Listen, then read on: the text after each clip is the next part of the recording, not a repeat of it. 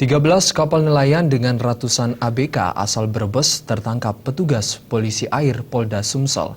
Para nelayan ini terancam hukuman 5 tahun penjara dan denda 2 miliar rupiah karena memasuki perairan Sumsel tanpa izin serta menggunakan jaring berdiameter kecil yang dilarang Undang-Undang Perikanan.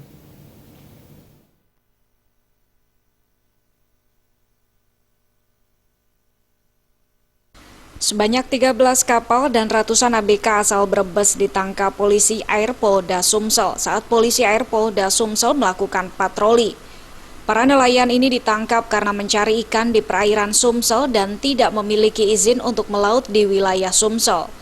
Menurut Syarifuddin, salah satu ABK yang tertangkap mengatakan rombongan nelayan memasuki perairan Sumsel karena menghindari gelombang besar di perairan wilayah Jakarta setelah menangkap ikan. Para ABK ini tidak mengetahui bahwa rute yang dilewati merupakan zona terlarang. Dan pada saat memasuki perairan Sumsel, petugas langsung menghentikan kapal dan langsung menangkap nahkoda serta mengamankan kapal lainnya.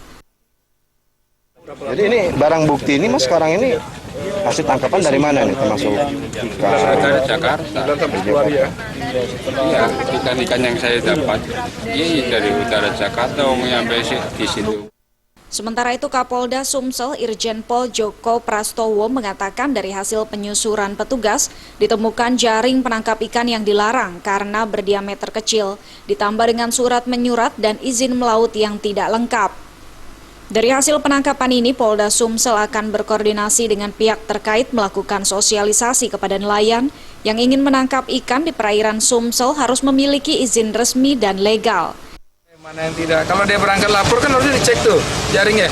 Ini nggak boleh nih, ikan kecil aja masuk ini. Sekarang nanti bagaimana ya bukan budidaya ya, pertumbuhan ikan yang tadinya harus lebih besar karena kecil-kecil udah terjaring kan.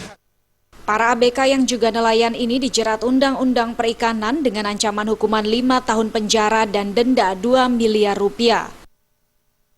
Dari Sumatera Selatan, tim liputan melaporkan.